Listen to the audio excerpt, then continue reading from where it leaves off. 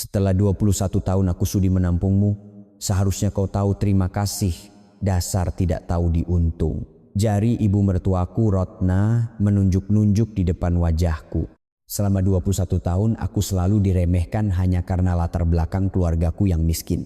Menyiapkan makanan, mencuci piring, menundukkan kepala, itulah keseluruhan hidup pernikahanku.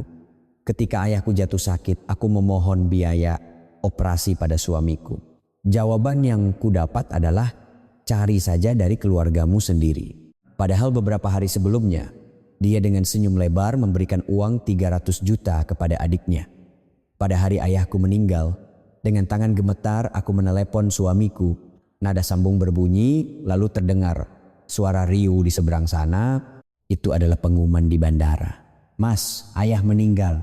Suaraku bergetar. Saat itu terdengar suara seorang wanita muda.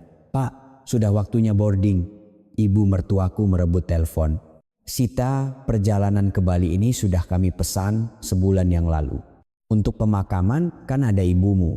Toh sekarang semua sudah diurus oleh rumah duka kan?" Telepon ditutup. Keluarga suamiku dengan tawar yang naik ke pesawat. Aku ditinggalkan sendirian di depan foto ayahku. Malam itu, sebuah pesan masuk dari nomor tak dikenal. Bapak Pramono meninggalkan surat wasiat. Ayah yang kukira miskin, ayah yang seumur hidup, diremehkan karena tidak punya uang. Ternyata ada sesuatu yang ayah sembunyikan selama 30 tahun untukku. Apa yang sebenarnya telah terjadi? Sebelum cerita dimulai, jangan lupa tekan tombol subscribe dan suka, lalu tinggalkan komentar dari mana Anda mendengarkan agar kebahagiaan senantiasa menyertai Anda di sana. Ini adalah lobi sebuah gedung di Jalan Jenderal Sudirman, Jakarta Selatan. Di atas lantai marmer, seorang wanita berlutut. Wanita berusia 70-an yang mengenakan mantel bermerek itu memohon dengan tubuh gemetar. "Sita, tolong selamatkan ibu." Suara tangisannya yang serak menggema di seluruh lobi. Orang-orang yang lewat mulai berhenti dan menoleh. Bisik-bisik terdengar, tangan-tangan mulai mengeluarkan ponsel untuk merekam. Di tengah semua tatapan itu, ibu mertuaku Ratna bahkan tak peduli lagi dengan harga dirinya dan menyentuhkan dahinya ke lantai. Di hadapannya, Sita berdiri tak bergeming. Dulu, dia adalah wanita yang bahkan tak bisa bernapas lega di hadapan wanita itu. Menantu yang hanya bisa menunduk, tak berani menjawab dan selalu waspada. Namun, tatapan Sita sekarang begitu dingin dan tenang. Tak ada sedikit pun getaran di sudut bibirnya. "Pak Satpam," Sita membuka suara. Vokalnya rendah dan datar. "Tolong antar ibu ini keluar." Dua orang satpam mendekat dan memegang kedua lengan Ratna untuk membangunkannya. Ratna meronta-ronta dan berteriak, tetapi Sita bahkan tidak menoleh ke belakang. Pintu lift terbuka dan punggung Sita menghilang ke dalamnya. Inilah akhir dari segalanya. Dan kisah ini berawal dari malam itu, 1 bulan yang lalu. 1 bulan lalu, jam sudah menunjukkan pukul 11 malam.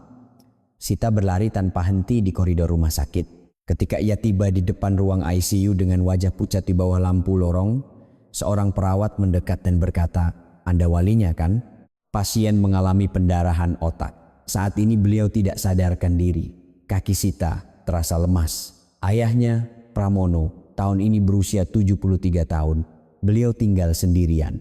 Setelah bisnisnya gagal bertahun-tahun lalu, beliau hidup tenang di sebuah apartemen sederhana. Setiap kali ditelepon, beliau selalu berkata baik-baik saja. Beliau tidak pernah sekalipun meminta-minta pada Sita, malah selalu menyelipkan uang saku setiap lebaran. Operasi harus segera dilakukan. Mohon tanda tangan persetujuannya. Sita menandatangani dokumen itu dengan tangan gemetar. Biaya operasi 400 juta. Uang yang tidak bisa ia siapkan saat itu juga. Sita berjalan ke sudut koridor dan menelepon suaminya, Baskara. "Mas, ini aku." "Ayah pingsan," katanya, "pendarahan otak." Dari seberang telepon terdengar suara televisi. Suara Baskara terdengar acuh tak acuh. Terus, dua kata itu membuat jantung Sita serasa berhenti berdetak. "Aku butuh biaya operasi. 400 juta, tapi sekarang aku. Cari saja dari keluargamu sendiri." Sita tak percaya dengan apa yang didengarnya. "Apa? Coba hubungi ibumu. Kita juga lagi gak ada uang lebih kan?" Bibir Sita bergetar hebat. Ia teringat kejadian beberapa hari lalu. Ketika adik iparnya datang membutuhkan modal usaha, ibu mertuanya langsung memberikan 300 juta tanpa ragu. Baskara juga ada di sampingnya, mengangguk setuju. Tapi sekarang untuk biaya operasi ayahnya, suaminya berkata seperti ini. Mas, modal usaha adik kamu langsung dikasih. Ini menyangkut nyawa ayah. Itu ya itu, ini ya ini. Itu kan uang ibu bukan uangku. Lagi pula, apa yang sudah ayah mertua berikan pada kita? Sita tak bisa melanjutkan kata-katanya. Mereka sudah menikah selama 21 tahun. Saat ia diremehkan oleh ibu mertuanya karena keluarganya miskin, saat ia dihina karena tidak bisa punya anak, suaminya selalu seperti ini. Pura-pura tidak tahu atau membela ibunya. Tidak pernah sekalipun ia menggenggam tangan Sita. Baiklah, aku akan urus sendiri. Sita menutup telepon dan bersandar di dinding. Dinding rumah sakit yang dingin terasa menusuk punggungnya. Air mata mengalir di pipinya, tetapi ia tak bisa menangis keras karena merasa diperhatikan oleh perawat yang lalu lalang. Saat itulah dari ujung koridor sesosok wajah yang familiar mendekat. Itu adalah Pak Tirtayasa, sahabat lama ayahnya, pria yang puluhan tahun lalu pernah berbisnis bersama ayahnya. Wajahnya yang beruban dipenuhi kekhawatiran. Sita ya, Om dengar Pramono pingsan, jadi Om langsung ke sini. Om terima kasih sudah datang. Pak Tirtayasa menatap lama ke dalam ruang ICU dari balik jendela. Melihat sahabatnya terbaring dengan alat bantu pernapasan, ia menghela napas panjang. Lalu dengan suara rendah ia berkata, Pramono bilang ada sesuatu yang mau dia tinggalkan untukmu. Sita mengangkat kepalanya. Maksud Om? Pak Tirtayasa tampak ragu-ragu untuk bicara. Ia seperti ingin mengatakan sesuatu, tetapi kemudian menggelengkan kepala. Bukan Om yang pantas mengatakannya. Pramono harus mengatakannya sendiri. Kalau dia sudah sadar nanti. Setelah mengatakan itu, Pak Tirtayasa berbalik pergi.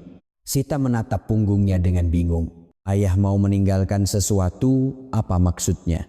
Ayahnya yang hidup sederhana dan tak punya apa-apa, apa yang bisa beliau tinggalkan? Beberapa hari kemudian, secara ajaib ayahnya membuka mata. Pemulihannya begitu cepat hingga dokter pun terkejut. Sita menggenggam erat tangan ayahnya yang kurus kering dan masih bernapas dengan susah payah menggunakan alat bantu. Melihat tangan yang menonjolkan urat-urat itu, mata Sita memerah. Ayah, sudah sadar? Ini aku Sita. Pramono membuka matanya perlahan. Pupil matanya yang kabur perlahan mencari wajah putrinya. Bibirnya yang kering bergerak. Sita, ayah, iya, ayah, katakan saja. Ayah minta maaf. Air mata menggenang di mata Sita. Seumur hidupnya, ayahnya selalu mengucapkan kata itu. Maaf karena tidak bisa memberikan kehidupan yang berkecukupan. Maaf karena hanya bisa menyuruhnya bersabar menghadapi perlakuan mertuanya. Ayah bicara apa? Ayah tidak perlu minta maaf untuk apapun. Pramono dengan tangan gemetar mengelus punggung tangan putrinya. Sentuhan yang kasar namun hangat. Lalu dengan susah payah ia melanjutkan. Tapi sebentar lagi kau akan tahu. Tahu apa ya? Ayah bicara apa? Ayahnya tidak menjawab. Hanya tersenyum tipis. Senyum yang terukir di wajah keriputnya itu tampak begitu sedih. Kelopak matanya perlahan tertutup. Sita tidak mengerti arti kata-kata itu. Ia hanya berpikir ayahnya mengigau karena kesadarannya belum pulih. Namun kata-kata itu adalah awal dari segalanya. Rahasia yang akan mengubah hidup Sita sepenuhnya akan segera terungkap. Ayahnya membuka mata adalah sebuah keajaiban. Tapi keajaiban itu tidak bertahan lama. 3 hari kemudian kondisi ayahnya memburuk drastis. Pukul 3 pagi, telepon dari rumah sakit membuat Sita terlonjak dari tidurnya. Ibu Sita, kondisi pasien memburuk. Mohon segera datang ke rumah sakit. Sita bergegas ke rumah sakit bahkan tanpa sempat berganti pakaian dengan benar. Ketika ia tiba di depan ruang ICU, seorang dokter mendekat dengan ekspresi serius. Terjadi pendarahan ulang. Kami harus melakukan operasi darurat. Tapi jujur saja, situasinya tidak baik. Wajah Sita pucat pasi. Bisa diselamatkan kan dok? Kalau dioperasi akan baik-baik saja kan? Dokter itu hanya diam sejenak. Keheningan itu sudah mengatakan segalanya. Kami akan melakukan yang terbaik. Pintu ruang operasi tertutup. Sita terduduk di kursi koridor dan menangkupkan kedua tangannya. Ia tidak ingat kapan terakhir kali ia berdoa. Tapi saat itu ia memohon dengan sungguh-sungguh. tolong, selamatkan ayahnya. 2 jam berlalu, pintu ruang operasi terbuka dan dokter keluar. Tatapan matanya di atas masker tampak muram. Sita langsung berdiri. Dokter, bagaimana ayah saya? Maafkan kami. Kami sudah berusaha semaksimal mungkin, tapi kata-kata selanjutnya tidak terdengar lagi. Lutut Sita lemas, ia terduduk di lantai rumah sakit yang dingin dan menangis tanpa suara. Ayahnya telah tiada. Satu-satunya keluarga kandungnya, ayah yang selalu berkata maaf, telah pergi. Setelah menangis beberapa saat, Sita dengan tangan gemetar mengeluarkan ponselnya. Ia harus menelepon suaminya. Sekejam apapun suaminya, tidak mungkin ia tidak datang jika ayah mertuanya meninggal. Nada sambung berbunyi, 1, 2, 3 kali. Menjelang akhir nada sambung keempat, telepon diangkat. Halo? Tapi aneh. Terdengar suara riuh di seberang sana. Suara orang-orang dan pengumuman yang seperti pernah ia dengar. Mas, ini aku, ayah baru saja. Belum selesai ia bicara, suara wanita asing memotong. Pak, sudah waktunya boarding, kita harus segera masuk. Mata Sita terbelalak, Pak. Jam 5 pagi, boarding. Dan suara wanita itu siapa? Mas, kamu di mana? Suara apa itu? Tiba-tiba terdengar suara lain di telepon. Ibu mertuanya. Oh, Sita, ada apa pagi-pagi begini? Sita mengatur napasnya. Ibu, ayah baru saja meninggal. Hening sejenak. Lalu suara ibu mertuanya kembali terdengar. Anehnya, tidak ada nada sedih atau simpati sama sekali dalam suaranya. Oh, begitu. Terus, Sita tidak percaya dengan apa yang didengarnya. Terus, kita harus mengurus pemakaman. Ibu sekarang di mana? Suara apa ini? Ah, kami di bandara. Belum cerita ya, mau liburan ke Bali. Sudah pesan dari sebulan lalu, tidak bisa dibatalkan. Bibir Sita bergetar. Apa yang ibu bilang barusan? Ayah meninggal dan ibu mau pergi liburan. Pemakaman kan ada ibumu, berdua saja bisa kan? Apa kami perlu datang? Sulit dipercaya. Selama 21 tahun ia mengabdi. Setiap lebaran ia bangun dari subuh untuk memasak. Setiap ulang tahun ibu mertuanya ia tak pernah lupa menyiapkan hadiah. Tapi di hari ayahnya meninggal, ibu mertuanya bilang mau pergi liburan. Mas, tolong berikan teleponnya. Sesaat kemudian terdengar suara suaminya. Sita, ini aku. Kamu juga ikut? Ayah meninggal loh. Suaminya ragu sejenak lalu menjawab. Maaf ya, kalau dibatalkan tiket, pesawat, hotel semuanya hangus. Ini kan liburan untuk ulang tahun ibu yang ke-70, masa dibatalkan? Sita tak bisa berkata apa-apa. Tenggorokannya terasa tercekat. Air mata mengalir di pipinya. Ya sudah, selamat jalan. Setelah menutup telepon, Sita berdiri termangu untuk waktu yang lama. Koridor rumah sakit di waktu subuh begitu sepi. Hanya cahaya lampu neon yang menyinari dengan dingin. Sita sendirian. Tiba-tiba ia teringat suara yang tadi ia dengar di telepon. Suara wanita muda. Suara yang memanggil suaminya, Pak. Ia mencoba berpikir itu mungkin staf kantor, tapi ada perasaan tidak enak yang mengganjal. Sita menggelengkan kepala. Sekarang bukan waktunya memikirkan itu. Ia harus mengurus pemakaman ayahnya. Ia menelepon ibunya. Begitu telepon diangkat, ibunya langsung menangis. Suamiku pergi begitu saja. Bu, aku di rumah sakit sekarang. Tolong bantu aku. Ya, ibu segera ke sana. Menantumu. Sita berhenti sejenak. Mereka pergi liburan ulang tahun ibu mertuaku. Terdengar helaan napas panjang di seberang telepon. Helaan napas yang dalam. Baiklah, ibu mengerti. Ibu akan ke sana. Tunggu sebentar. Setelah telepon ditutup, Sita duduk di kursi koridor. Fajar mulai menyingsing di luar jendela. Langit perlahan menjadi terang. Tetapi hati Sita terasa gelap gulita. Jenazah ayahnya dipindahkan ke rumah duka. Setelah ibunya tiba, mereka berdua menyiapkan segalanya. Pelayat tidak banyak. Hanya beberapa teman lama ayah dan beberapa tetangga. Tapi ada satu hal yang aneh. Di seberang pintu masuk rumah duka, berdiri seorang pria, parubaya yang tidak dikenal. Pria berpenampilan rapi dengan mantel hitam. Sepertinya ia tidak datang untuk melayat. Ia hanya berdiri dari jauh, menatap ke arah ruang duka.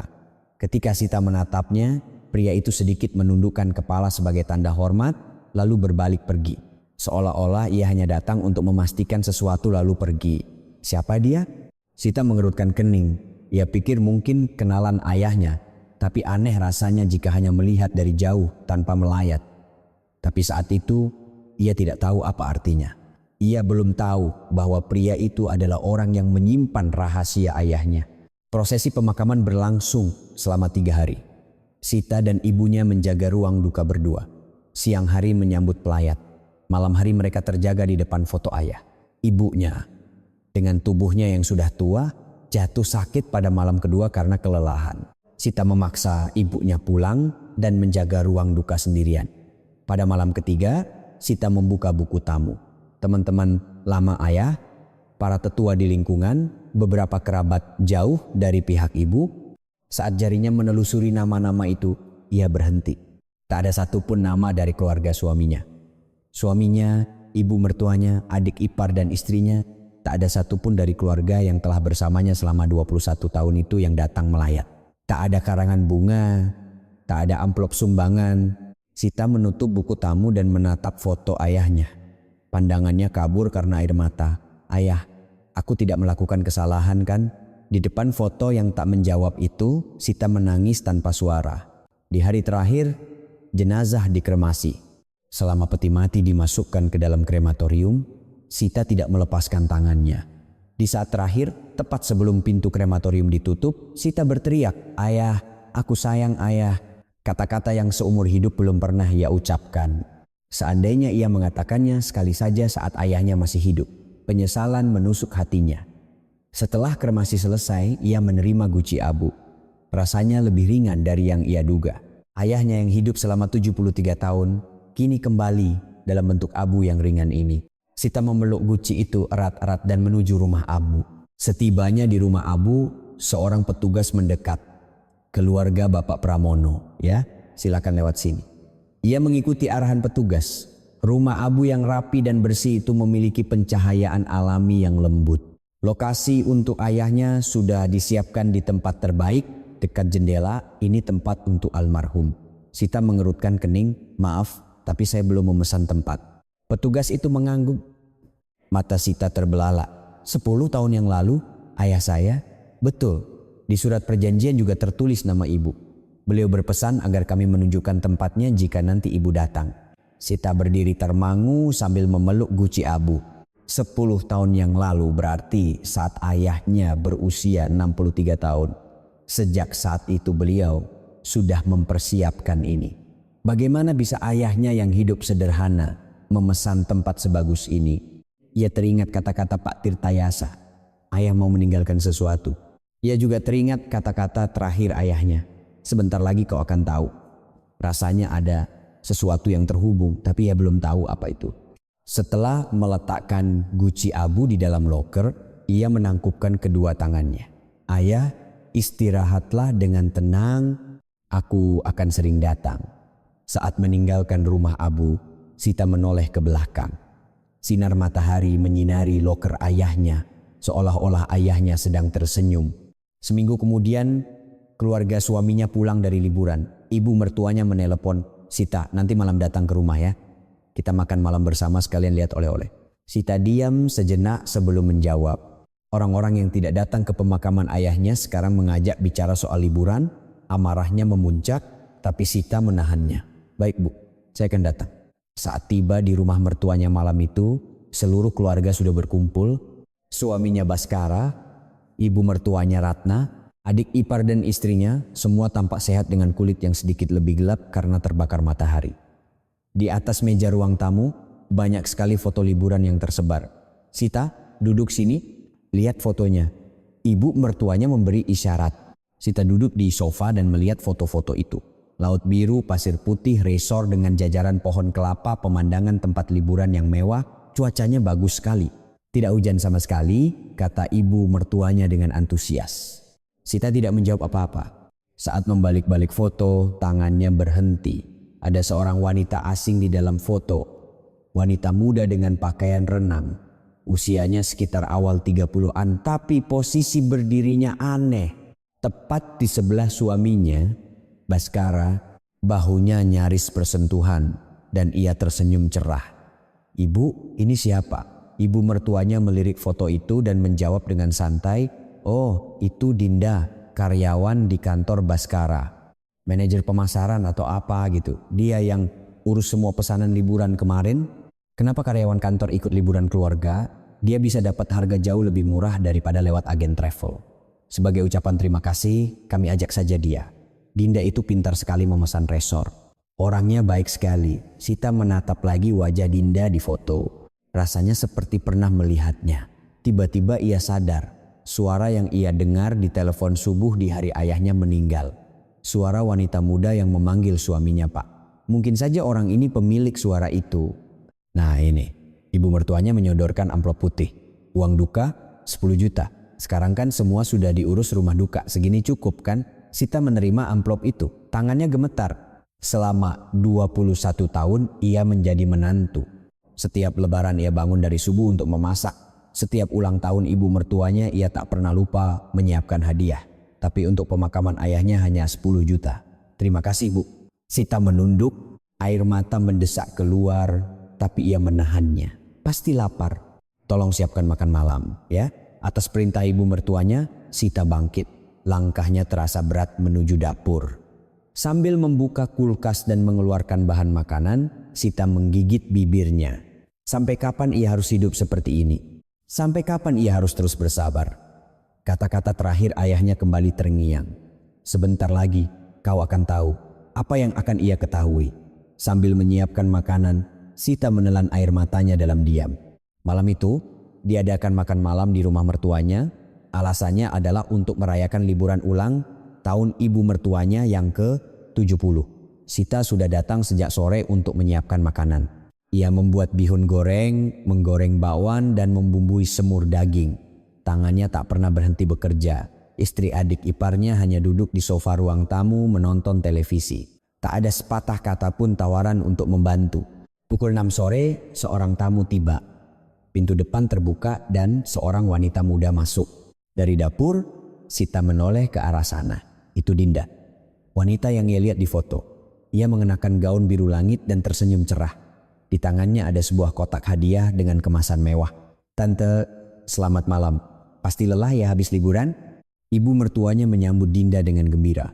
Loh, Dinda datang? Silakan masuk. Kenapa repot-repot bawa hadiah segala? Waktu liburan kemarin saya lupa kasih ini, katanya bagus untuk kulit tante. Ibu mertuanya menerima hadiah itu dengan senyum lebar. Sita hanya mengamati pemandangan itu dalam diam. Kepada dirinya, menantunya, ibu mertuanya tidak pernah tersenyum seperti itu. Tidak pernah sekalipun selama 21 tahun. Sita, jangan diam saja. Ambilkan minum untuk Dinda. Suara ibu mertuanya menyadarkan Sita. Baik Bu. Sita mengambil minuman dari kulkas dan membawanya ke ruang tamu.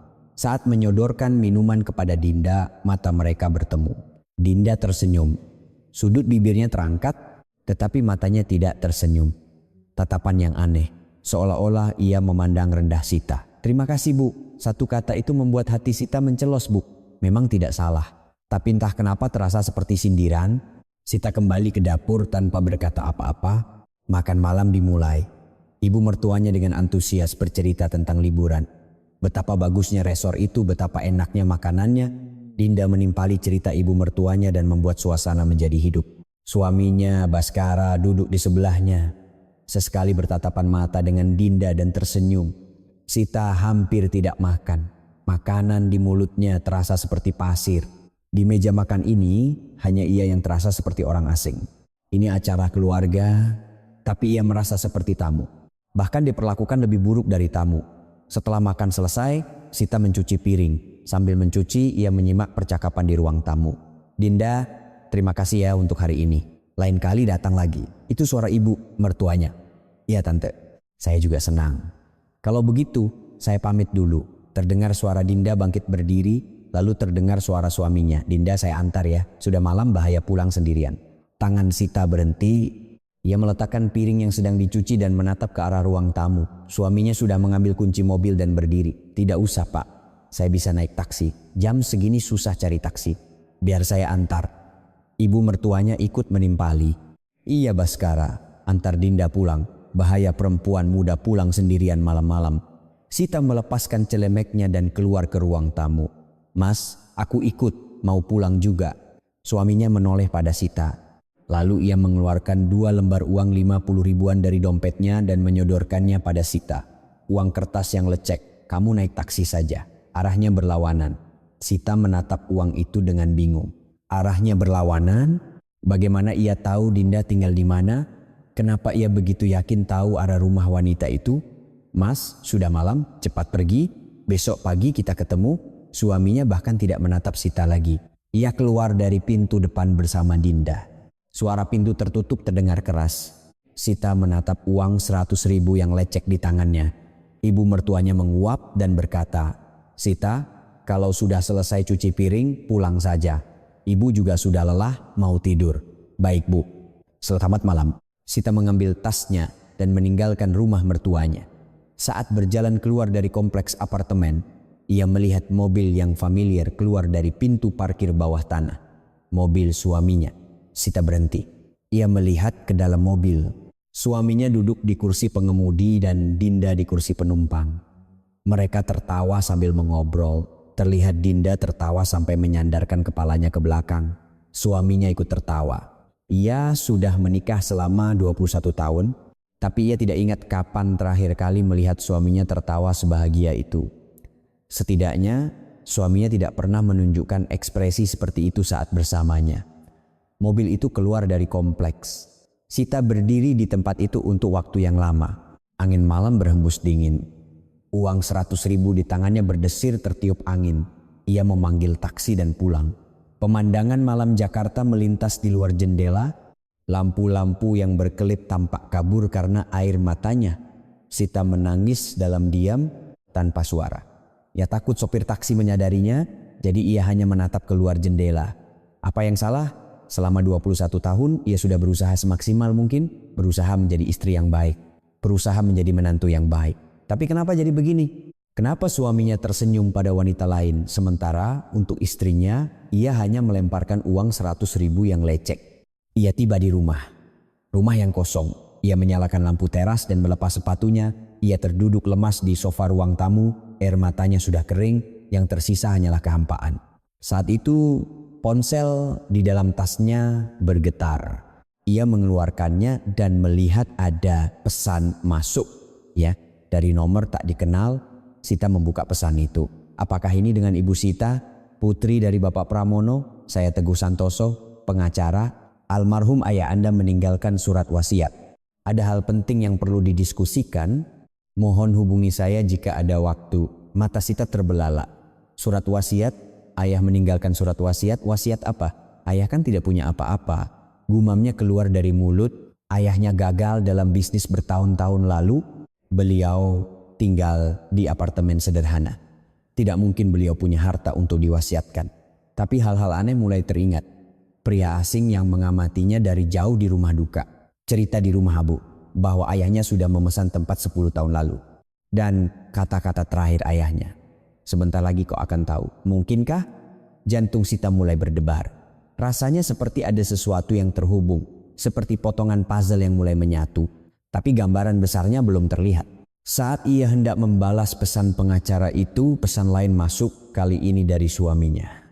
"Aku tidur di kantor malam ini. Besok pagi ada rapat penting." Sita menatap pesan itu untuk waktu yang lama. Tidur di kantor? Setelah mengantar Dinda, jam berapa sekarang hingga harus tidur di kantor? Ia tidak membalas. Ia meletakkan ponselnya di atas sofa dan menatap langit-langit. Pikirannya kacau. Apa yang terjadi antara suaminya dan Dinda? Apa isi surat wasiat ayahnya? Pikiran-pikiran itu terus berputar. Ia berbaring di tempat tidur tapi tidak bisa tidur. Setelah berguling-guling, ia mengambil ponselnya lagi. Ia membaca ulang pesan dari pengacara itu. "Almarhum ayah Anda meninggalkan surat wasiat." Wajah ayahnya terbayang. Ayahnya yang terbaring di ranjang rumah sakit berbicara dengan susah payah. Beliau berkata maaf, tapi beliau juga berkata, "Sebentar lagi kau akan tahu." "Ayah, apa yang akan aku ketahui?" Sita memeluk ponselnya di dada dan memejamkan mata. Ia tidak bisa tidur. Ia terus terjaga hingga mendengar suara burung berkicau di pagi hari. Besok ia akan tahu apa rahasia yang ditinggalkan ayahnya dan bagaimana hal itu akan mengubah hidupnya. Fajar menyingsing di luar jendela. Sita bangkit duduk. Keputusannya sudah bulat. Aku harus bertemu dengan pengacara itu. Hari baru telah dimulai. Dan hidup Sita pun akan segera dimulai kembali. Keesokan paginya, Sita menelepon pengacara itu. "Selamat pagi, dengan Bapak Teguh Santoso." Saya Sita yang Bapak kirimi pesan semalam. Dari seberang telepon terdengar suara pria yang tenang. Ah, Ibu Sita, terima kasih sudah menelepon. Saya sempat melihat Ibu dari jauh saat pemakaman ayah Anda. Saya ingin mengucapkan belasungkawa, tapi rasanya belum saatnya, jadi saya pulang. Mata Sita terbelalak. Pria yang mengamatinya dari jauh di rumah duka adalah pengacara ini.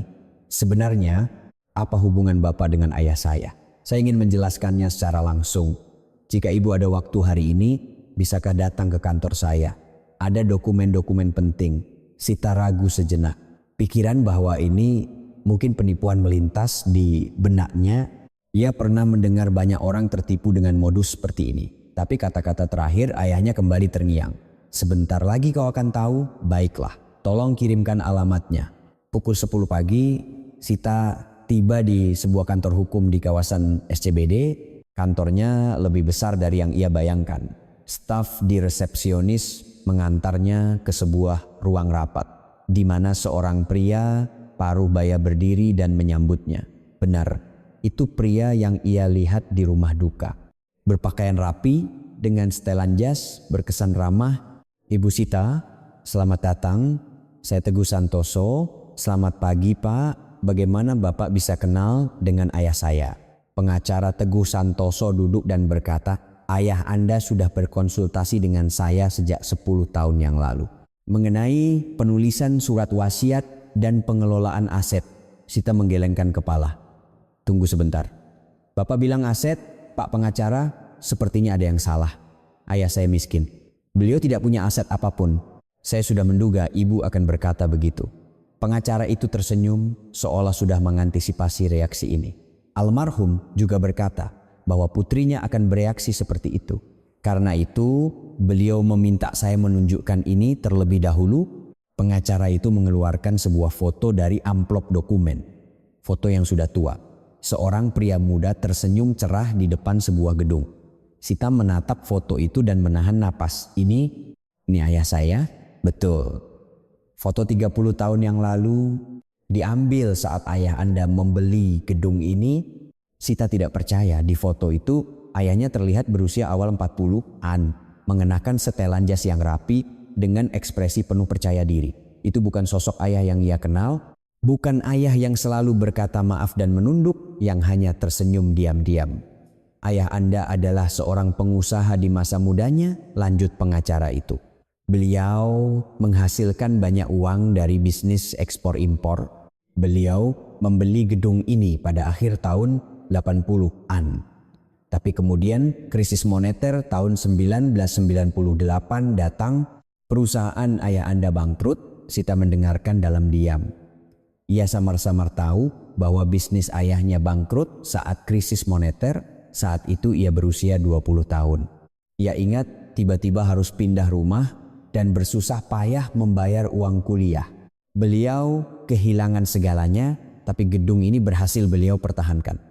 Pengacara itu mengeluarkan dokumen lain. Ini sertifikat tanah dan bangunannya. Silakan periksa. Sita menerima dokumen itu dengan tangan gemetar. Saat membaca alamat yang tertera di bagian atas, jantungnya serasa berhenti. Jalan Jenderal Sudirman, Jakarta Selatan di alamat ini. Betul. Gedung 10 lantai di Jalan Sudirman, nilainya saat ini sekitar 500 miliar. Telinga Sita berdengu. 500 miliar? Maaf, tadi Bapak bilang berapa? 500 miliar. Gedung ini atas nama ayah Anda dan sekarang diwariskan kepada Ibu. Tangan Sita yang memegang dokumen itu bergetar hebat. Pikirannya kosong. Ia pikir ini lelucon atau benar-benar penipuan. Tapi dokumen di hadapannya nyata. Nama ayahnya tertera dengan jelas. Tidak mungkin. Ayah selalu hidup miskin.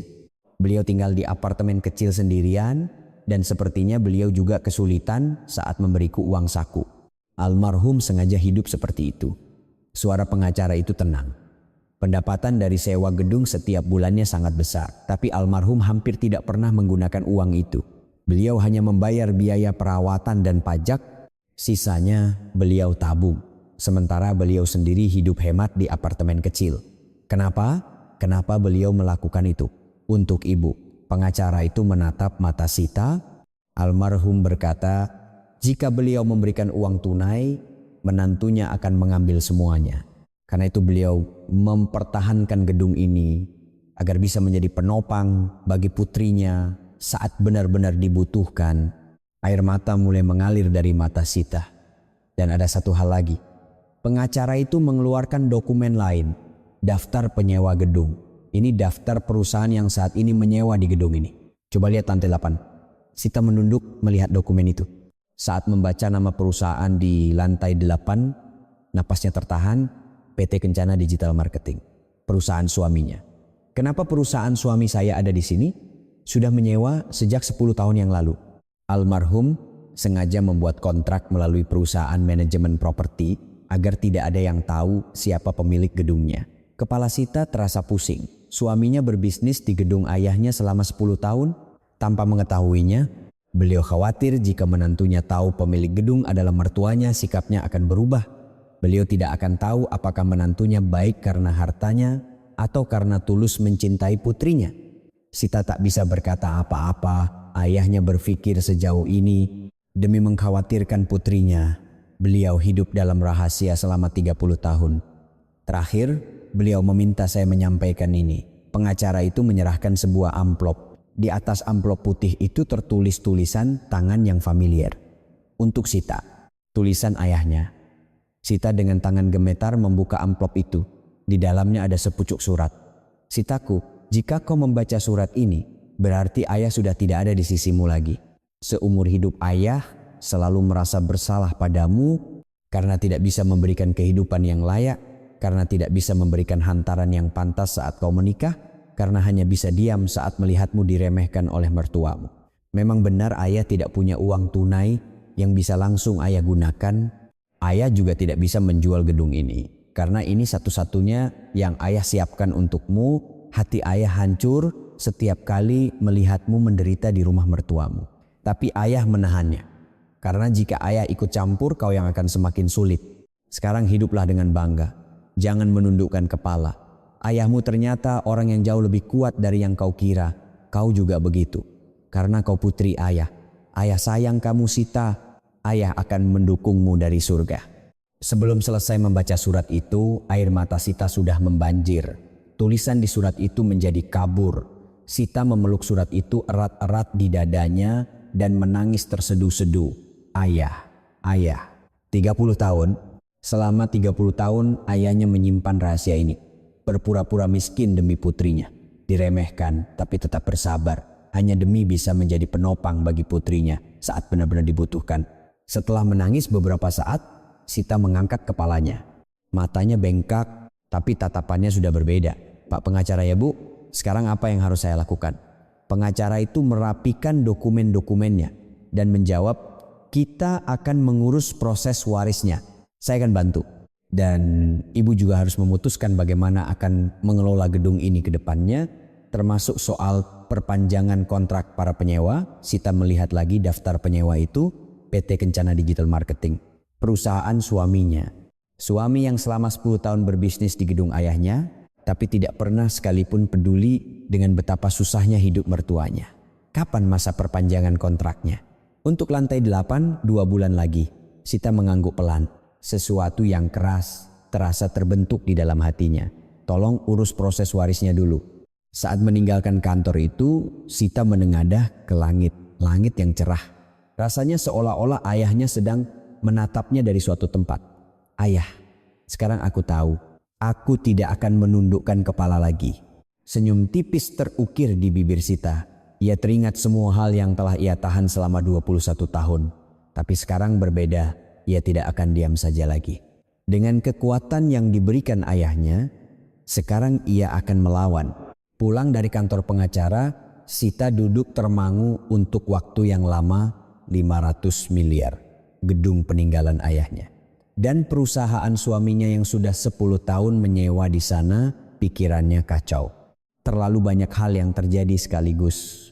Ia sadar dan bangkit. Ia pikir ia harus merapikan sesuatu. Kamarnya berantakan, pakaian suaminya berserakan di mana-mana. Sita mulai memunguti pakaian itu dan merapikannya ke dalam lemari.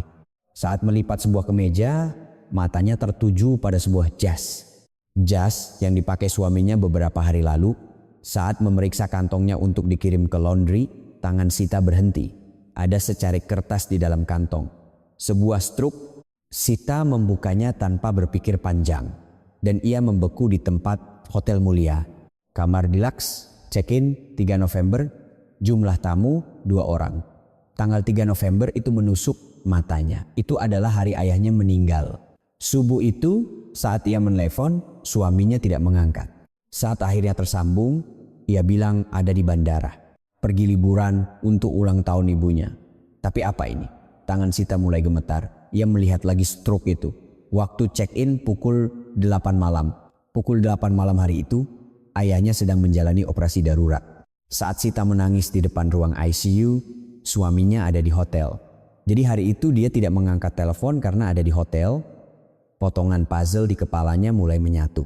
Suara wanita muda di bandara yang memanggilnya, Pak. Dinda yang berdiri di sebelah suaminya di foto liburan. Suaminya yang mengantar Dinda pulang setelah makan malam. Pesan yang bilang akan tidur di kantor malam itu, semuanya terhubung. Sita terduduk lemas di tempat tidur. Hatinya serasa hancur. Mereka sudah menikah selama 21 tahun. Ia berusaha menjadi istri yang baik. Tapi suaminya di malam ayahnya meninggal berada di hotel bersama wanita lain. Air mata mengalir. Tapi kali ini bukan air mata kesedihan. Ini air mata kemarahan. Aku butuh bukti. Sita menyeka air matanya dan bangkit. Dugaan saja tidak cukup. Harus ada bukti yang kuat. Struk hotel saja tidak cukup. Suaminya bisa mengelak. Bilang itu perjalanan dinas atau ada rapat. Ia harus memastikannya sendiri. Ia memutuskan untuk pergi ke kantor suaminya. Sekarang ia tahu di mana kantor itu, di gedungnya sendiri. Pukul 3 sore, Sita tiba di Jalan Sudirman. Saat berdiri di depan gedung itu, jantungnya berdebar. Gedung 10 lantai itu berkilauan di bawah sinar matahari. Ia bisa melihat pantulan dirinya di dinding kaca.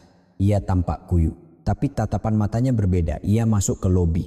Lantai marmer yang luas, langit-langit yang tinggi, interior yang mewah. Sita perlahan melihat sekeliling. Semua ini milik ayahnya. Dan sekarang miliknya.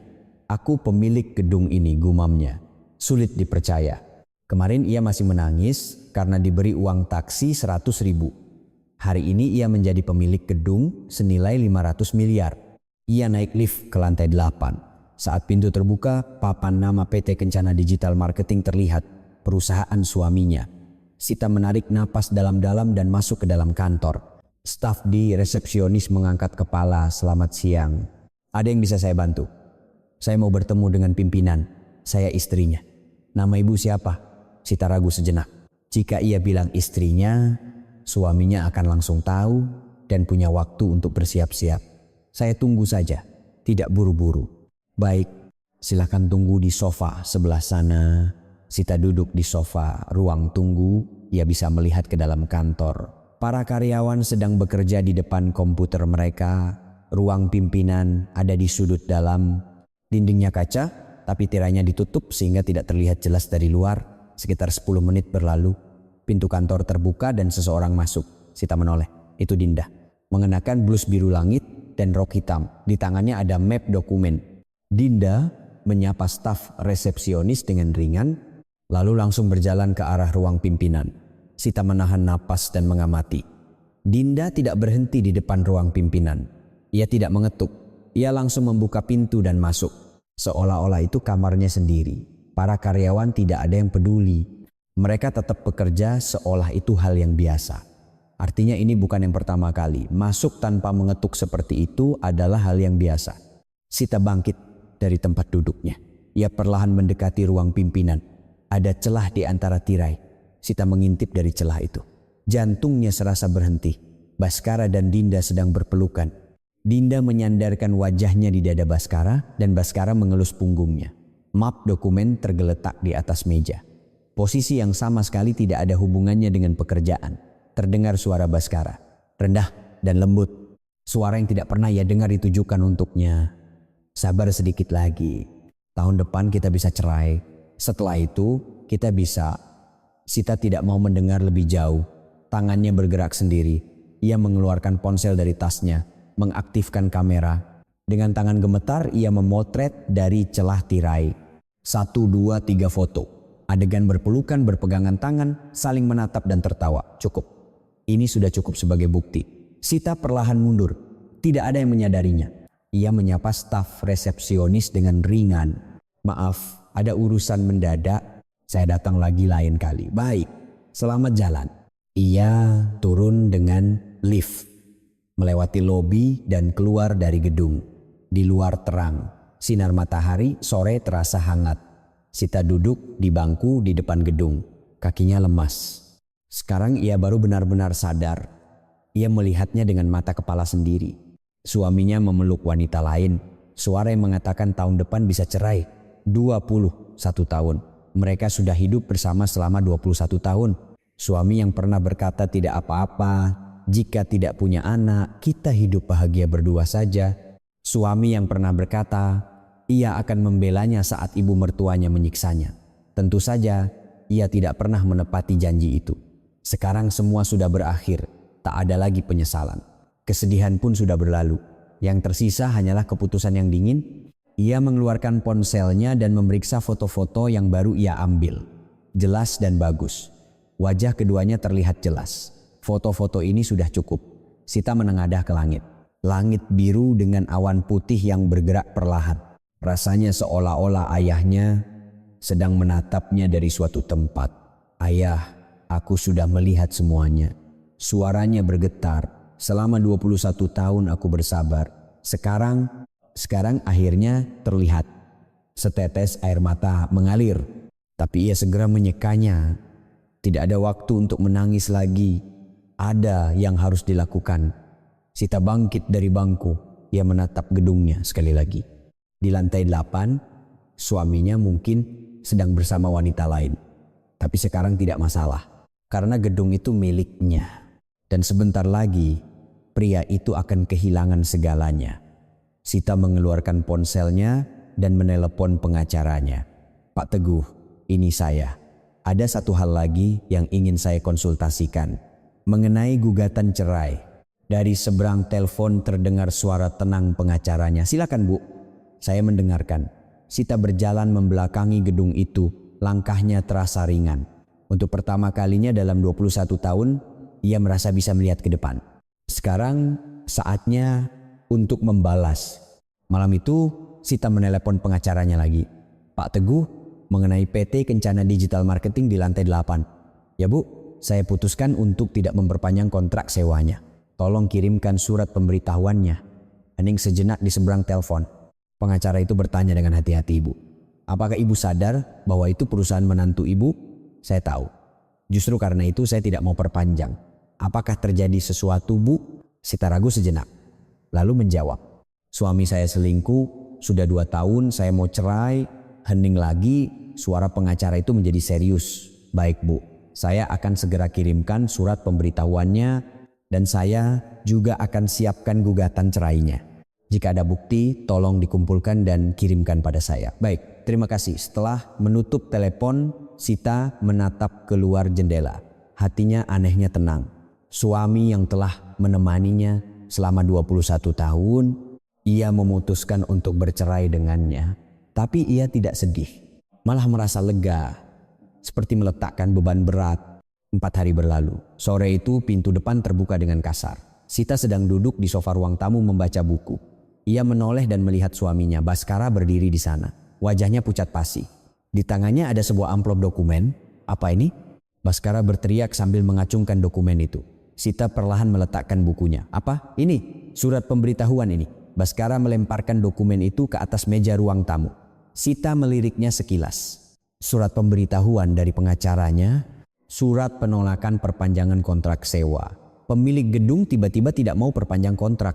Selama 10 tahun tidak pernah ada masalah, kenapa tiba-tiba begini?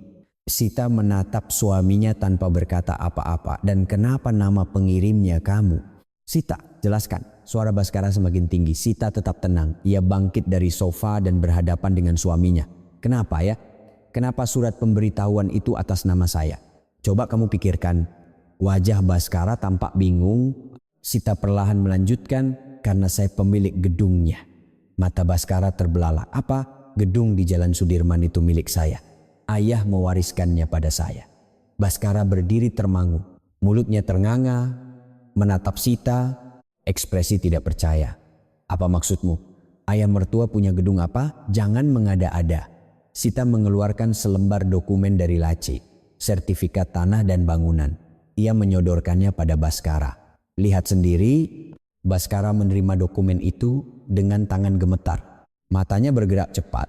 Alamat gedung, nama pemilik, Pramono diwariskan kepada Sita. Ini benar uang sewa yang kamu bayar selama 10 tahun, semuanya masuk ke rekening ayah saya. Kamu tidak tahu kan? Wajah Baskara pucat pasi, kakinya lemas, ia terduduk di sofa. Gedung itu nilainya 500 miliar. Pendapatan sewa per bulannya saja lebih dari 5 miliar. Suara Sita datar tanpa emosi, seolah menceritakan kisah orang lain. Tahu kenapa ayah saya menyembunyikannya? Karena beliau takut sikapmu akan berubah jika tahu. Beliau tidak akan tahu apakah kamu baik karena hartanya atau tulus. Baskara mengangkat kepalanya. Ia membuka mulut untuk mengatakan sesuatu, tapi Sita mendahuluinya. Dan lihat ini juga, Sita mengeluarkan dokumen lain, Stroke Hotel. Ia menyodorkannya pada Baskara. 3 November, Hotel Mulia, 2 orang. Tahu ini hari apa? Wajah Baskara menegang. Hari ayah saya meninggal. Saat saya menangis di depan ruang ICU, kamu ada di hotel. Sama siapa? Baskara mengatupkan bibirnya. Sepertinya ia tak bisa berkata apa-apa. Tidak perlu jawab. Aku sudah tahu. Sita mengeluarkan ponselnya dan menunjukkan foto-foto. Foto yang diambil di kantor. Baskara dan Dinda berpelukan, berpegangan tangan, saling menatap dan tertawa. Kamu bilang tahun depan bisa cerai kan? Lalu bisa hidup bersama kan? Wajah Baskara menjadi pucat. Matanya yang melihat foto itu bergetar. Sita, ini tidak perlu ada alasan. Aku tidak mau dengar. Suara Sita tegas, pergi. Baskara mengangkat kepalanya. Apa? Pergi, ini rumahku. Rumah yang kubeli dengan warisan ayahku, bukan tempatmu. Baskara bangkit. Sita tunggu, kita bicara dulu. Ini salah paham. Salah paham, fotonya salah paham. Stroke Hotelnya salah paham.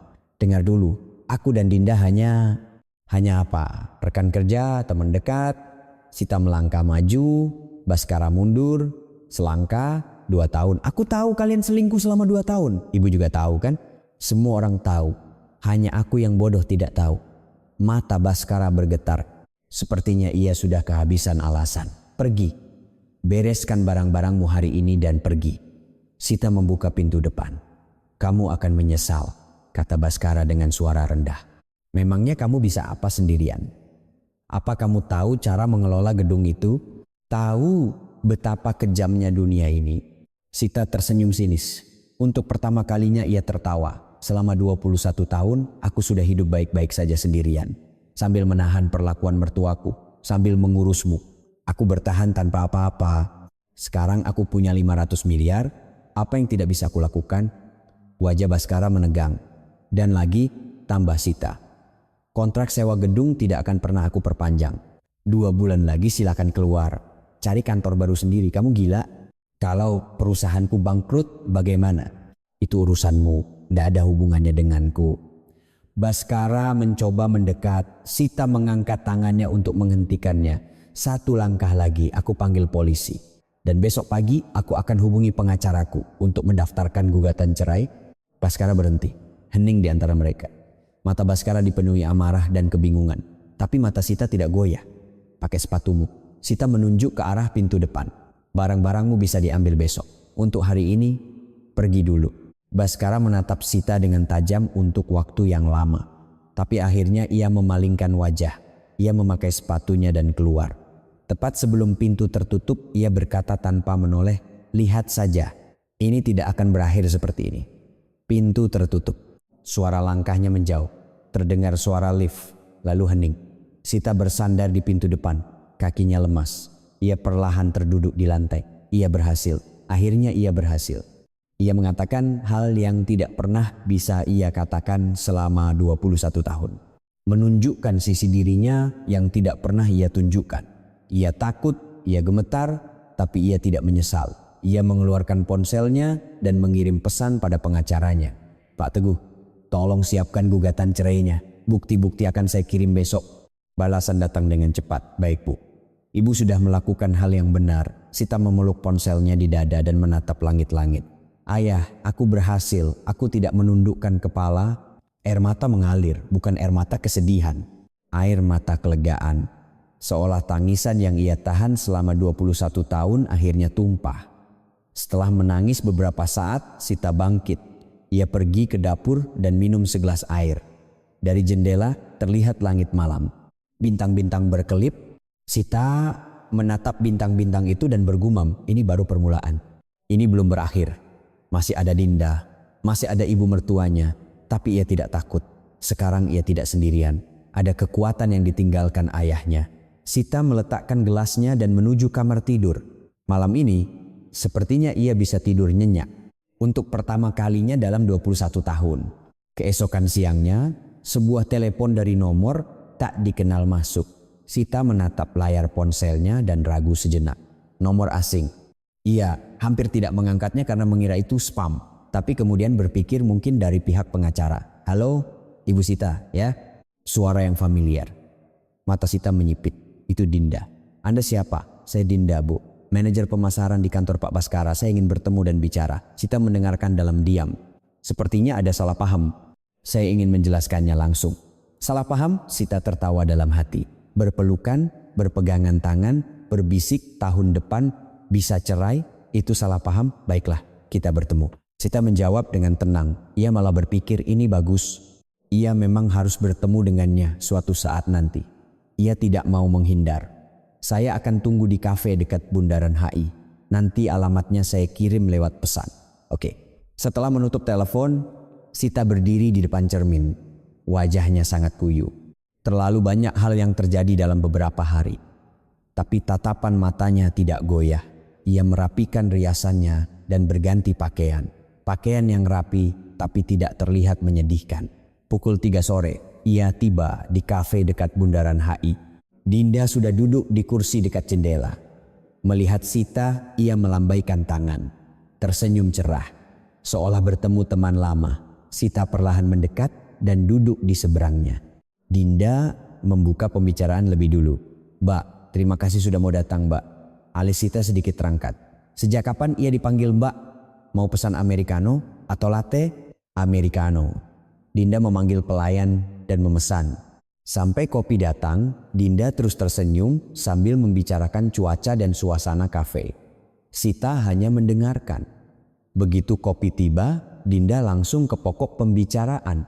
Mbak, sepertinya ada salah paham di antara kita. Salah paham? Iya. Saya dan Pak Baskara hanya sebatas atasan dan bawahan. Tidak lebih, tidak kurang. Mata Dinda tampak jernih.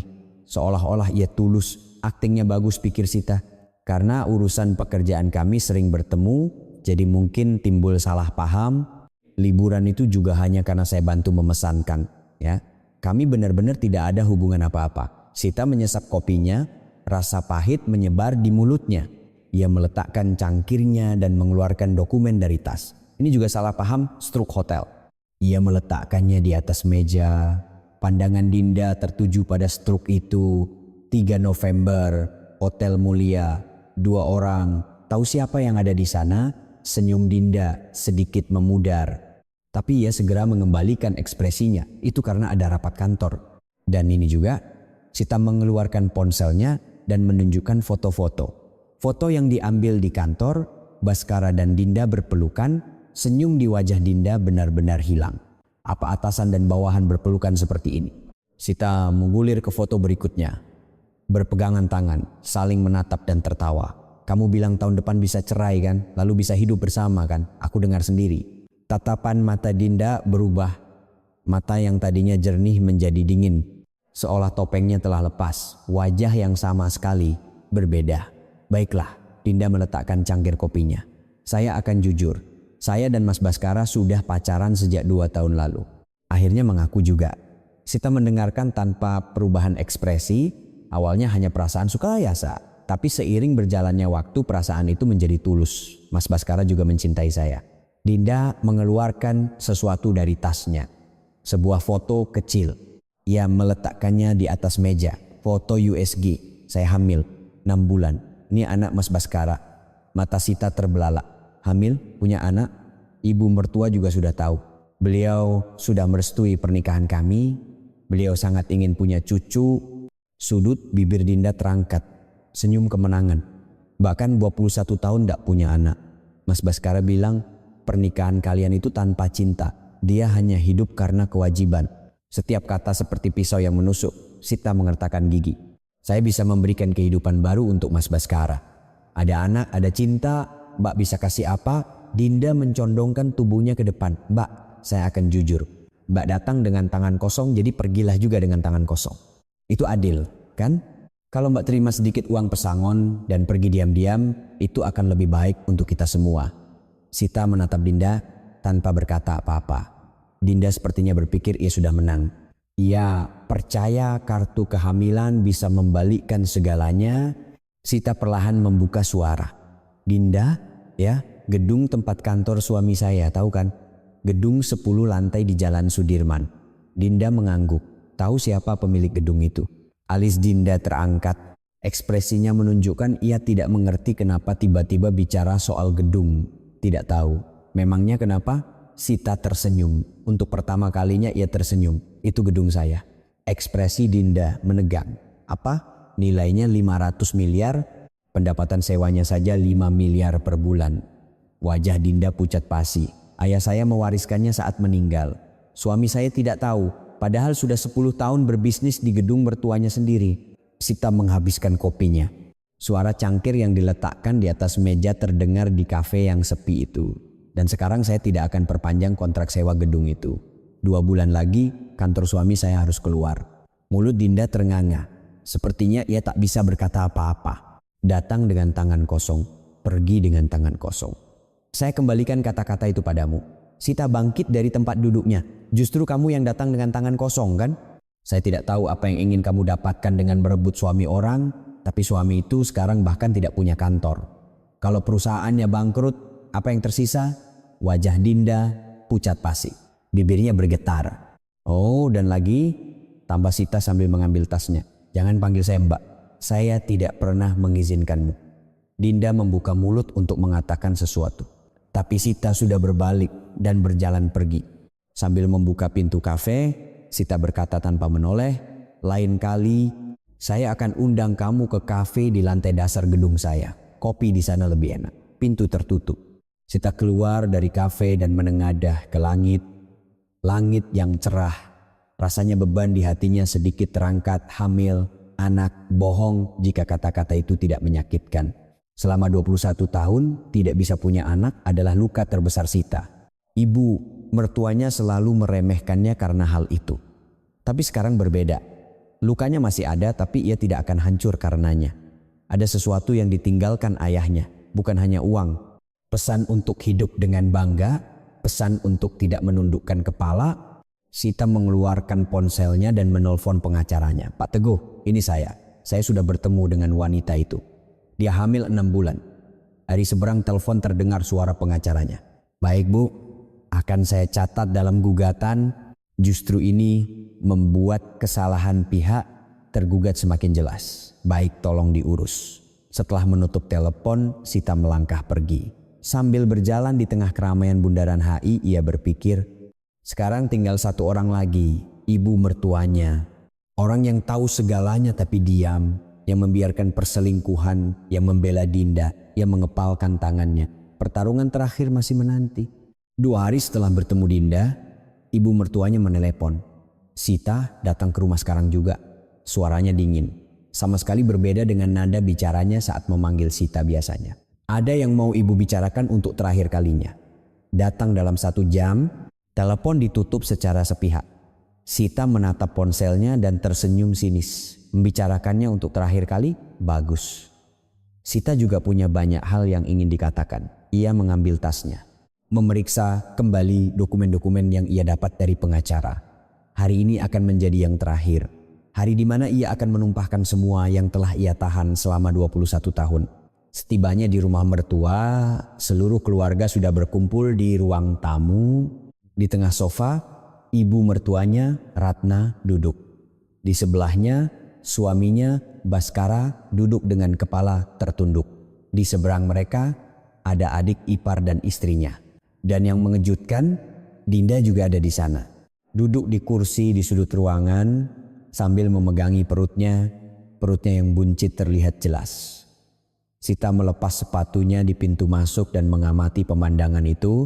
Rasanya seperti di pengadilan. Seolah-olah mereka mendudukkannya di kursi terdakwa dan akan menjatuhkan vonis duduk. Ibu mertuanya menunjuk kursi kosong dengan dagunya. Sita perlahan berjalan dan duduk. Semua mata tertuju padanya. Langsung saja ke intinya. Ibu mertuanya membuka suara. Kita selesaikan syarat perceraian, uang pisah 300 juta, uang untuk cari rumah baru 1 miliar, total 1,3 miliar. Sita mendengarkan dalam diam. Sebagai gantinya, perpanjang kontrak sewa gedungnya. Dan akui anak Dinda sebagai anak Baskara. Dengan begitu, semuanya selesai dengan baik. Suara ibu mertuanya tegas, seolah-olah itu adalah keputusan yang sudah final. Bukan negosiasi, melainkan perintah. Sita perlahan mengangkat kepalanya, matanya bertemu dengan mata ibu mertuanya. Saya tolak, alis ibu mertuanya bergerak. Apa? Saya tolak, saya tidak akan menerima syarat itu. Hening di ruang tamu, istri adik iparnya menatap Sita dengan kaget. Adik iparnya tampak bingung. Baskara masih menunduk. Wajah ibu mertuanya memerah. Apa katamu barusan? Beraninya kamu menolak? Iya, saya tolak. Selama 21 tahun aku yang memberimu makan. Memangnya keluargamu memberimu apa? Datang ke sini dengan tangan kosong, makan, tidur semua di rumahku. Ibu mertuanya berteriak, wajahnya menegang. Ayahmu itu orang macam apa? Orang yang hidup miskin sampai mati. Dari keluarga seperti itu, beraninya kamu? Tatapan mata Sita menjadi dingin. Kemarahan yang ia tahan selama ini memuncak, tapi suaranya tetap tenang. Memberi saya makan, Sita berkata perlahan. Selama 10 tahun terakhir, uang sewa yang dibayar perusahaan suami saya tahu kemana perginya? Ekspresi ibu mertuanya menegang. Masuk ke rekening ayah saya. Karena gedung itu milik ayah saya. Ruang tamu menjadi sunyi, adik ipar dan istrinya saling berpandangan. Ekspresi mereka menunjukkan kebingungan. Uang sewa yang dibayar setiap bulan selama 10 tahun kalau di total kira-kira berapa? Ya, coba pikirkan lagi. Siapa yang memberi makan siapa? Ibu mertuanya mengatupkan bibir. Ia seperti ingin mengatakan sesuatu tapi berhenti. Sita melanjutkan. Dan coba lihat ini. Sita mengeluarkan setumpuk dokumen dari tasnya. Ia meletakkannya di atas meja. Pengacara saya sudah menyelidikinya bersama akuntan. Buku keuangan perusahaan suami saya. Kepala Baskara terangkat, wajahnya pucat. Selama 5 tahun, dia menggelapkan dana perusahaan sebesar 3 miliar. Membuat daftar pemasok fiktif untuk menarik uang, semuanya ada di sini. Sita membalik-balik dokumen itu satu persatu. Ini strak pembelian mobil untuk Dinda. Mobil impor seharga 400 juta. Dibayar pakai kartu kredit perusahaan. Wajah Dinda pucat pasi. Ini struk dari butik-butik mewah. Tas, jam tangan, pakaian, setahun habis 500 juta. Semuanya pakai uang perusahaan. Sita mengeluarkan dokumen berikutnya. Ini struk perjalanan ke luar negeri. Bali, Hawaii, Maladewa. Pergi bersama Dinda kan? Semuanya dicatat sebagai biaya perjalanan dinas. Baskara bangkit. Itu semua untuk keperluan operasional perusahaan. Memberikan mobil, barang mewah, dan liburan untuk pacar itu keperluan operasional perusahaan. Suara Sita menajam. Ini penggelapan. Penggelapan 3 miliar. Kalau dilaporkan ke polisi bisa masuk penjara. Kaki Baskara lemas. Ia terduduk kembali di sofa. Ibu mertuanya kehilangan kata-kata. Dinda menunduk tanpa bicara. Sita merapikan dokumennya dan berkata, syarat dari saya begini. Uang ganti rugi 1 miliar, pengembalian dana penggelapan 3 miliar dan pengakuan resmi perselingkuhan, 3 hal itu. Ibu mertuanya berteriak, kamu gila, minta 4 miliar, kalau ke pengadilan saya bisa dapat lebih. Perselingkuhan dan penggelapan, menurut ibu hakim akan memutuskan apa? Sita bangkit dari tempat duduknya. Minggu depan gugatannya saya daftarkan. Gugatan cerai dan laporan penggelapan bersamaan. Ia berjalan ke arah pintu depan. Tiba-tiba dari belakang ibu mertuanya berteriak, bagaimana dengan kontrak gedungnya? Kalau kau perpanjang kontraknya, akan kupikirkan. Sita berhenti. Ia perlahan berbalik. Kontrak gedung tidak akan pernah saya perpanjang. Wajah ibu mertuanya menegang. 2 bulan lagi silahkan keluar. Cari kantor baru sendiri. Saat ia menuju pintu depan, seseorang memegang lengannya. Baskara matanya merah. Sita, tolong, suaranya bergetar. Kalau perusahaan bangkrut kita semua habis, tolong beri aku kesempatan sekali lagi. Sita menatap wajah Baskara. Wajah yang telah menemaninya selama 21 tahun. Wajah yang pernah ia cintai. Tapi sekarang tak ada perasaan apapun. Selama 21 tahun apa yang sudah kamu berikan padaku? Suara Sita rendah dan dalam. Saat aku diremehkan di rumah ini, kamu di mana? Saat aku dihina karena tidak bisa punya anak, kamu di mana? Baskara mengatupkan bibirnya. Sepertinya ia tak bisa berkata apa-apa. Di hari ayahku meninggal, kamu ada di hotel bersama wanita lain. Kamu bahkan tidak datang ke pemakaman. Di buku tamu tidak ada namamu. Tahu tidak? Mata Baskara berkaca-kaca tapi Sita tidak goyah. Selama 21 tahun, kamu hanya diam menonton. Saat ibumu menginjak-injakku, kamu hanya berdiri di samping dan melihat. Sita menyentakkan lengannya. Aku tidak akan diam lagi. Aku sudah berjanji pada ayahku. Aku tidak akan menundukkan kepala. Ia membuka pintu depan. Sebelum melangkah keluar, ia menoleh ke belakang. Ibu mertuanya, Baskara, adik ipar dan istrinya, Dinda. Semua menatap Sita dengan ekspresi kosong. Sampai bertemu di pengadilan minggu depan, pintu tertutup. Ia berjalan di koridor. Menekan tombol lift, pintu terbuka, ia masuk. Saat pintu tertutup, air mata mengalir. Semua yang ia tahan akhirnya tumpah. Tangisan yang ia telan selama 21 tahun. Kesedihan karena diremehkan tapi tetap sabar. Kesepian karena tidak dicintai tapi tetap bertahan. Lift tiba di lantai dasar, pintu terbuka, Sita menyeka air matanya dan keluar. Di langit malam, bintang-bintang berkelip, angin dingin menyapu pipinya. Tapi hatinya anehnya hangat. Ini bukan air mata kesedihan, ini air mata kelegaan. Ya, air mata yang melepaskan penderitaan 21 tahun. Sita menengadah ke langit. Rasanya seolah-olah ayahnya sedang menatapnya dari suatu tempat. Ayah, aku berhasil. Aku tidak menundukkan kepala sampai akhir. Angin berhembus, seolah ayahnya menjawab. Mengatakan ia hebat, ia tangguh. Sita menyeka air matanya dan melangkah pergi. Sekarang akhirnya terlihat. Minggu depan gugatan akan dimulai dan semuanya akan selesai. Kehidupan baru menantinya.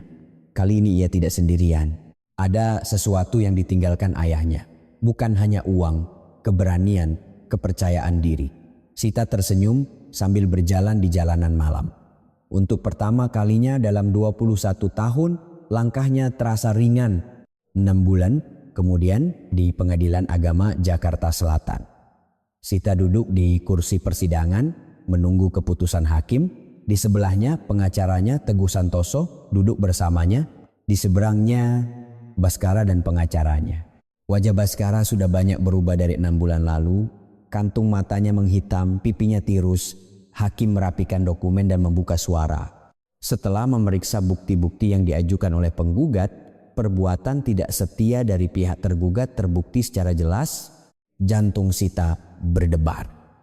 Selain itu, terbukti pula bahwa tergugat telah menggunakan dana perusahaan untuk kepentingan pribadi. Hakim menatap Sita. Oleh karena itu, majelis hakim mengabulkan gugatan cerai dari penggugat dan memerintahkan tergugat untuk membayar nafkah iddah dan mut'ah sebesar 1 miliar, palu diketuk. Selesai. Pernikahan 21 tahun secara resmi berakhir. Sita memejamkan mata. Rasanya ada beban yang terlepas dari hatinya. Beban-beban berat satu persatu terangkat. Saat keluar dari ruang sidang, ia berjabat tangan dengan pengacaranya. Sudah selesai ya Pak? Ya Bu. Sekarang Ibu bebas. Pengacaranya tersenyum. Sita ikut tersenyum. 6 bulan yang berat. Tapi ia bertahan. Ia tidak menundukkan kepala sampai akhir. Saat berjalan keluar di koridor pengadilan, ia melihat wajah yang familiar. Ibu mertuanya, Ratna. Ia sedang duduk di bangku koridor dan langsung berdiri saat melihat Sita. Sita tidak berhenti berjalan. Ratna mendekat. Sita, ini yang kamu mau? Menghancurkan keluarga? Sita perlahan berbalik. Iya, ini yang saya mau. Wajah Ratna menegang. Ia seperti ingin mengatakan lebih banyak. Tapi Sita berbalik dan melangkah pergi, tak ada lagi yang perlu didengar. Saat keluar dari gedung pengadilan, sinar matahari terasa menyilaukan. Musim semi akan datang. Sita menengadah ke langit. Langit biru yang cerah dan bersih. Sebulan berlalu. Terdengar kabar bahwa perusahaan Baskara bangkrut total. Setelah diusir dari gedung, ia tidak bisa menemukan kantor baru. Karena harus pindah mendadak, ia tidak punya waktu untuk mencari tempat yang layak. Klien-kliennya satu persatu pergi. Karyawan-karyawannya juga mengundurkan diri karena gaji yang tertunggak. Kabarnya, Dinda juga meninggalkannya. Setelah perusahaan bangkrut dan uangnya habis, Dinda menghilang. Wanita yang dulu memohon-mohon sambil membawa perutnya itu ternyata tidak butuh pria tanpa uang. Sita mendengar kabar itu tanpa perasaan apapun. Itu sudah menjadi masa lalu. 31 Maret, hari terakhir PT Kencana Digital Marketing harus pindah. Sita berdiri di lobi gedungnya. Lantai marmer berkilauan di bawah sinar matahari. Dari jendela terlihat pemandangan musim semi di Jalan Sudirman. Pohon-pohon mulai menghijau. Tiba-tiba ia teringat kejadian sebulan lalu. Kejadian di lobi ini. Hari itu ia juga berdiri di sini. Pintu putar terbuka dan ibu mertuanya, Ratna, masuk. Ratna langsung berlari ke arah Sita dan berlutut di atas lantai marmer. Sita, tolong selamatkan ibu. Ia menangis terseduh-seduh. Orang-orang yang lewat berhenti dan menatap. Bisik-bisik terdengar. Ada juga yang mengeluarkan ponsel untuk merekam. Ratna tidak peduli dengan tatapan itu. Ia menyentuhkan dahinya ke lantai sambil memohon, "Ibu salah. Maafkan ibu. Tolong perpanjang kontrak gedungnya lagi. Baskara sangat menderita." Dia tidak tahu harus bagaimana lagi. Sita menatap pemandangan itu. Dulu ia adalah orang yang bahkan tak bisa bernapas lega di hadapan wanita itu. Orang yang hanya bisa menunduk, tak berani menjawab, dan selalu waspada. Orang itu sekarang bersujud di kakinya.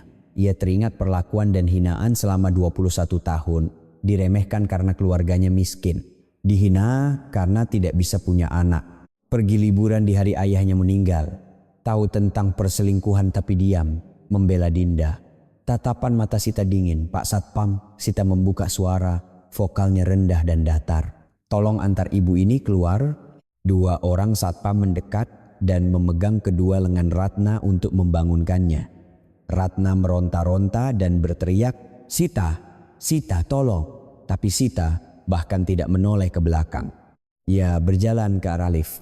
Pintu terbuka, ia masuk. Sampai pintu tertutup, suara tangisan Ratna masih terdengar. Tapi Sita tidak goyah. Ingatan hari itu masih jelas. Ia tidak menyesal. Itulah jawabannya untuk 21 tahun penderitaannya.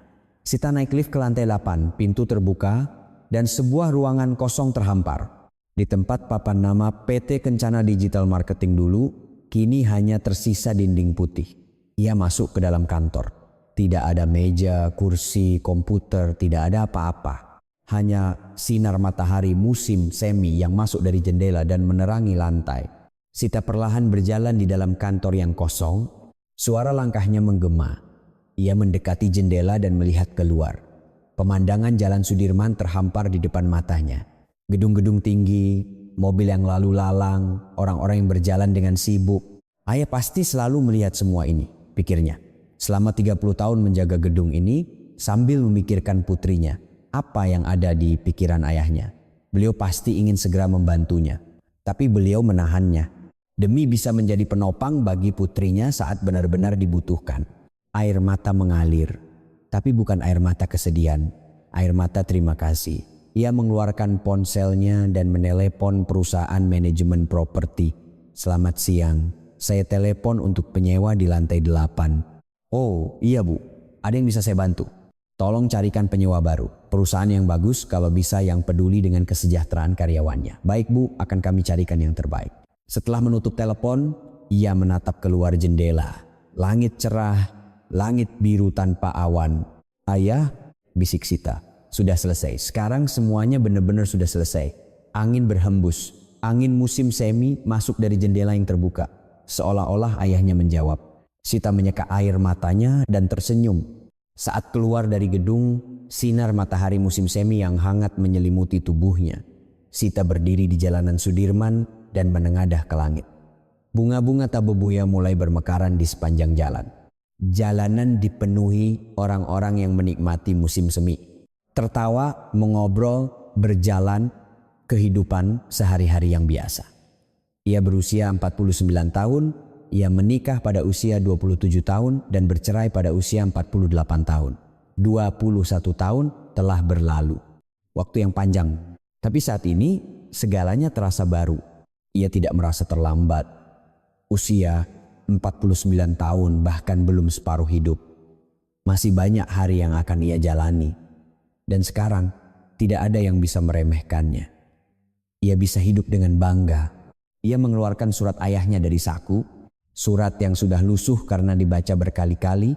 Lipatannya sudah sangat jelas. Ia membaca kembali kalimat terakhir, sekarang hiduplah dengan bangga, jangan menundukkan kepala. Karena kau putri ayah. Ia memeluk surat itu di dadanya. Ayah, aku sudah menepati janjiku. Aku tidak menundukkan kepala sampai akhir. Angin berhembus, seolah-olah ayahnya mengulurkan tangan dan mengelus kepalanya. Mengatakan ia hebat, ia tangguh. Sita menyeka air matanya dan melangkah pergi. Langkahnya ringan. Pundaknya tegak, kepalanya terangkat. Sambil berjalan di jalan Sudirman, Sita bergumam, hidupku yang sebenarnya baru dimulai sekarang. Sehelai kelopak bunga jatuh di bahunya, Sita tidak menepisnya. Ia hanya tersenyum dan terus berjalan di bawah sinar matahari musim semi dengan bangga. Kegelapan 21 tahun telah berakhir dan musim semi yang baru telah dimulai. Usia 49. Mungkin terlambat, tapi ini adalah waktu yang sempurna. Punggung Sita menjauh di bawah sinar matahari musim semi. Punggung yang tegak dengan kepala terangkat berjalan dengan bangga. Jika cerita hari ini meninggalkan sedikit getaran di hati Anda, jangan ragu untuk kembali lagi ke sini sesekali. Jika Anda berkenan, tinggalkan satu kalimat hangat untuk tokoh utama dalam cerita ini. Perasaan itu mungkin bisa menjadi kekuatan bagi seseorang untuk menjalani hari esoknya. Saya dengan tulus mendukung hari ini dan hari esok Anda.